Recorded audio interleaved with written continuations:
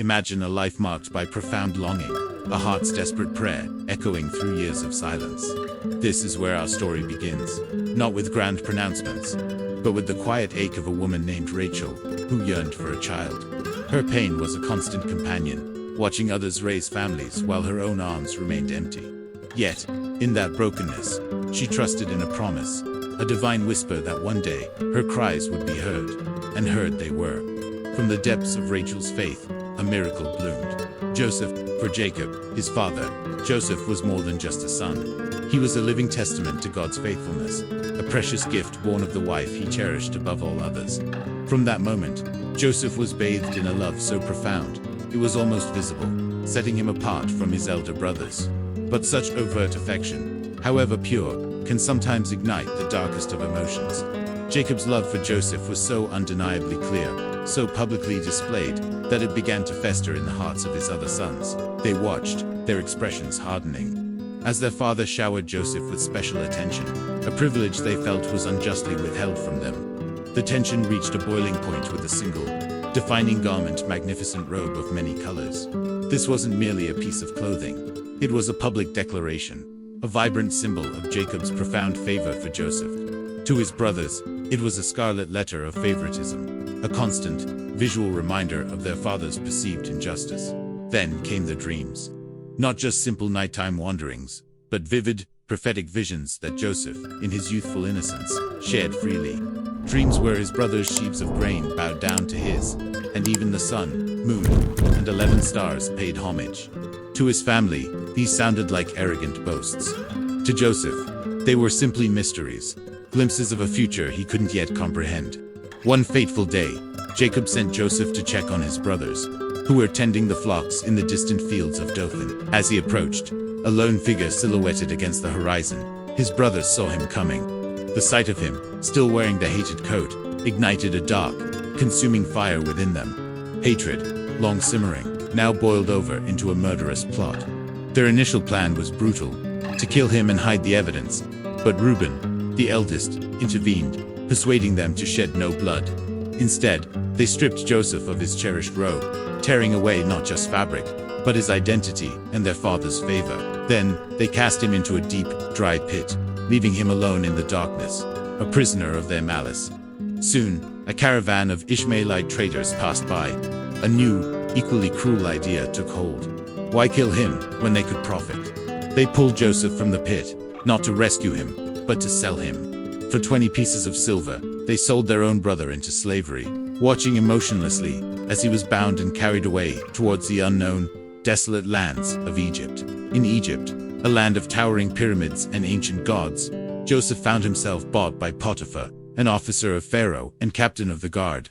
Stripped of his freedom, his family, and his identity, he was now a slave in a foreign land. Yet, even in chains, Joseph carried an unwavering spirit, a quiet integrity that would soon set him apart. Despite his circumstances, Joseph worked with a diligence and honesty that was undeniable. God's favor was clearly upon him, blessing everything he touched. Potiphar, a man of shrewd judgment, quickly recognized Joseph's exceptional abilities. He entrusted Joseph with his entire household, placing him in charge of all his possessions, a slave now managing a master's estate. But prosperity often attracts temptation. Potiphar's wife, a woman of power and privilege, began to desire Joseph. Day after day, she pressed him, luring him with her advances. Joseph, however, remained steadfast, his integrity unyielding. He refused to betray his master's trust, or more importantly, to betray the God he served. Her advances rejected, her pride wounded, Potiphar's wife retaliated with a venomous lie. She accused Joseph of attempted assault, using his torn garment as false evidence. Potiphar, blinded by rage and betrayal, believed his wife without a trial, without a chance to defend himself. Joseph was cast into prison, an innocent man condemned to darkness. The prison was a place of despair, a stone tomb where hope often died. Yet, even in this profound darkness, Joseph's faith did not waver.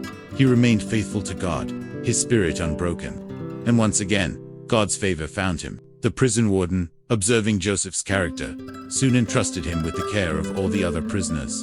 In that grim place, Joseph's unique gift of interpreting dreams began to shine. He accurately foretold the fates of Pharaoh's cupbearer and baker, both imprisoned alongside him. These were not mere guesses, but divine insights, revealing a power that transcended the prison walls. A power that would soon reach the highest echelons of Egypt. 2 years later, Pharaoh, the most powerful man in Egypt, was plagued by disturbing dreams. He saw 7 fat cows devoured by 7 lean ones, and 7 healthy ears of grain consumed by 7 blighted ones.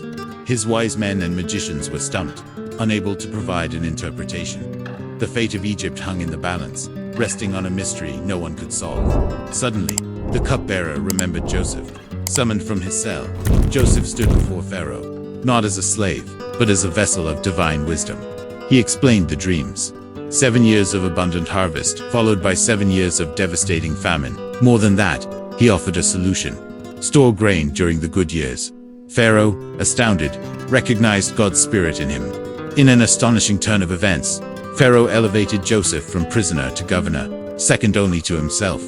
He gave Joseph his signet ring, fine linen garments, and a gold chain, entrusting him with the immense task of preparing Egypt for the coming crisis. The man who had been unjustly imprisoned now held the destiny of a nation in his hands.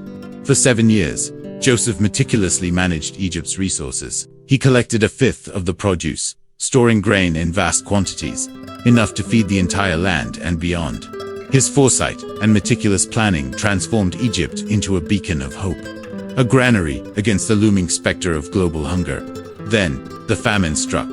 As Joseph predicted, the land became barren, crops withered, and hunger spread across the known world, even reaching distant Canaan. People from all nations, desperate for survival, flocked to Egypt, for it was the only place with food. Among them, driven by the same gnawing hunger, were 10 men from Canaan, Joseph's brothers. They came seeking food, bowing before the powerful Egyptian governor, unaware that the regal figure before them was the very brother they had betrayed decades ago.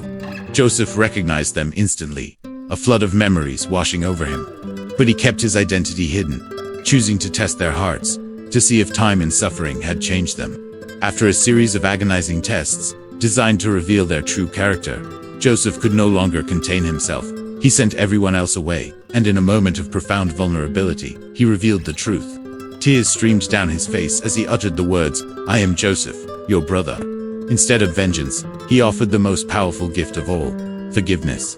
With tears and an open heart, Joseph assured them, "You meant evil against me, but God turned it for good, to save many lives." He brought his entire family, including his aged father Jacob, to Egypt, where they lived in safety and prosperity. What began with betrayal and suffering culminated in a miraculous reunion, all orchestrated by a divine hand. Joseph's story is a profound testament to enduring faith and the triumph of forgiveness. It shows us that even in the darkest pits of betrayal, injustice, and suffering, God's hand is always at work.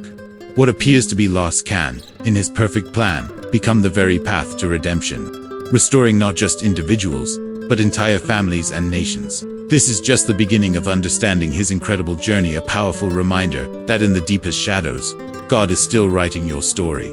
If Joseph's journey resonated with you, if you found inspiration in his unwavering faith and the power of forgiveness, please consider subscribing to our channel.